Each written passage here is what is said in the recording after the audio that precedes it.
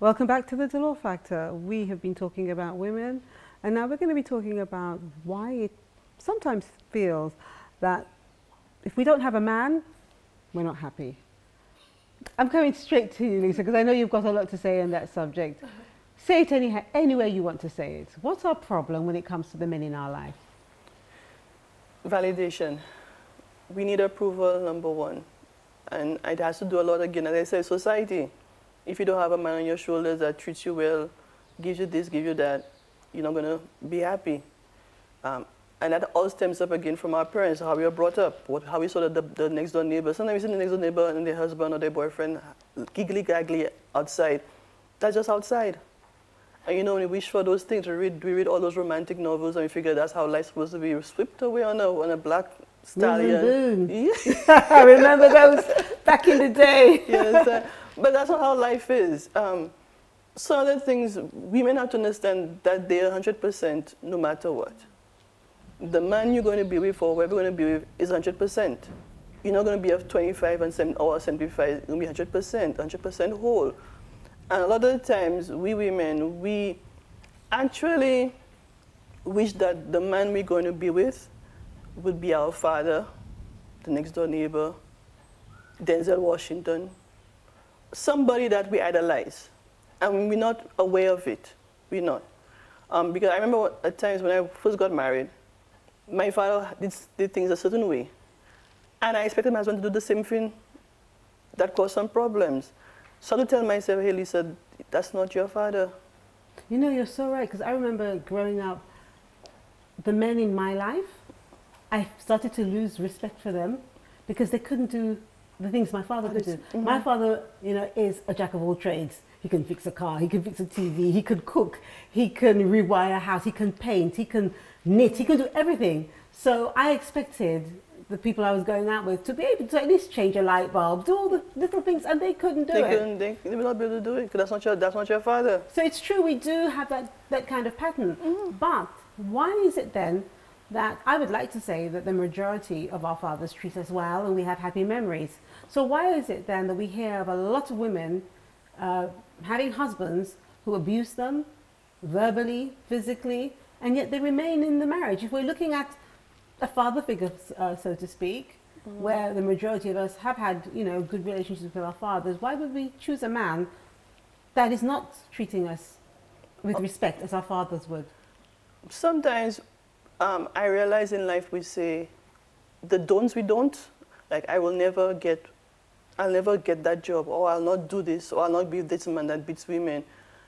We concentrate so much on the negative part of our life. Mm-hmm. That's what we end up doing. Because I know situations where women say, I will never get with a man that beats a woman. I will never get with a man, and at the end of the day, they get a man that beats women. Or I'll not get a man that's drinking. He drinks and he smokes.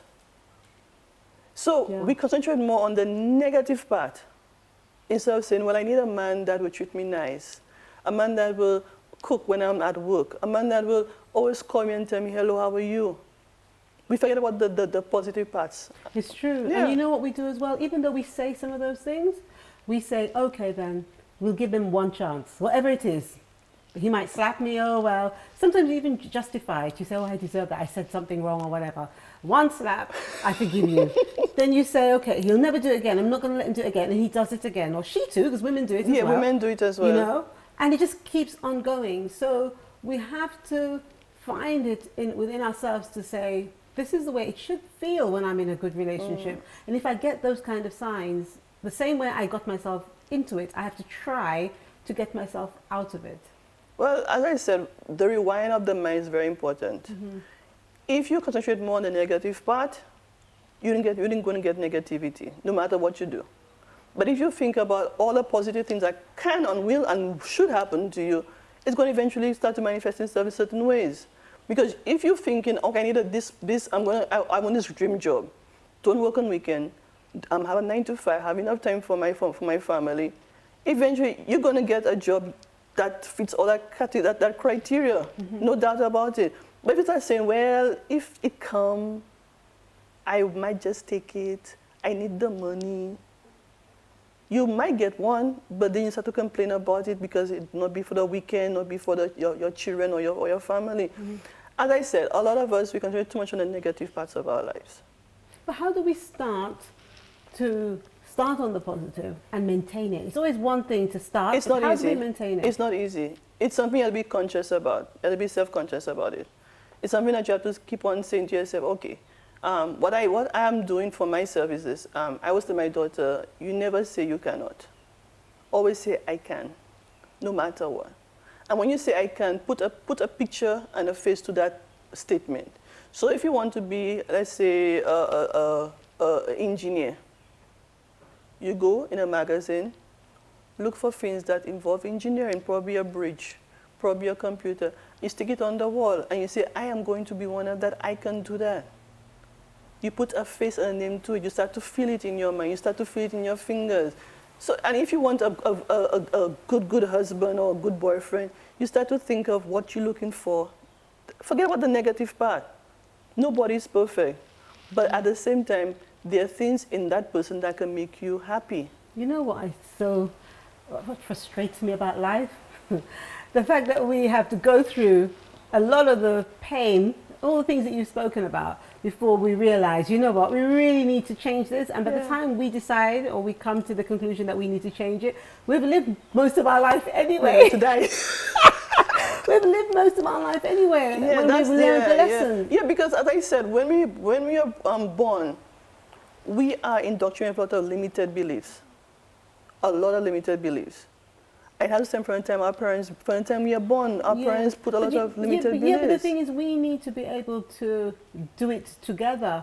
Because you telling me that's fine, you telling your daughter that's fine, but I suppose via your retreat, which is one of the things that you were saying earlier, if people came together and we said, you know, this is an issue we have. Here's a situation where we have learned certain things about our lives later on in life, too late.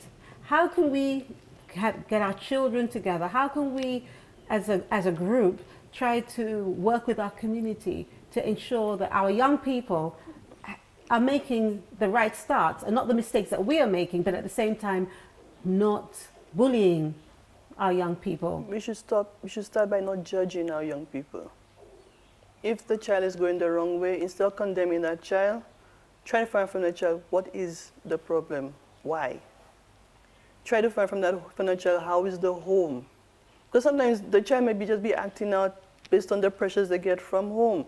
And the home might be saying, oh, she's rude, he's rude. But how can we do that if people say they don't want to interfere? Because that's the other thing you come across. I'm not interfering. We don't want to interfere, and we know everybody's business. We know what the sale they'll be having next week. We know how many men went next door to the next door neighbor's house.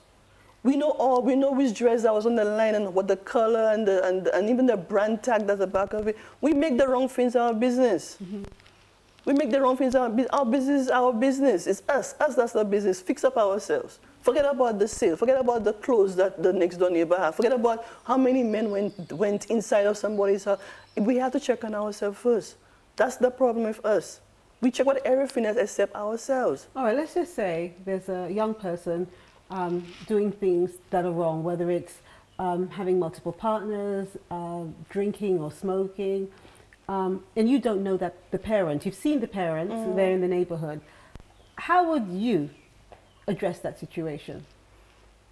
Well, number one, actually, that's the situation I just addressed, actually. I asked the parent, because the child I spoke to is actually a granddaughter, so the parents are not with so I asked the parent, the grandparents, what do they know about her parents? Okay. Especially the mother. I have to go to a break, but when we come back, I'd like to continue that, and also we'll be welcoming Lisa's daughter, Val. So see you soon.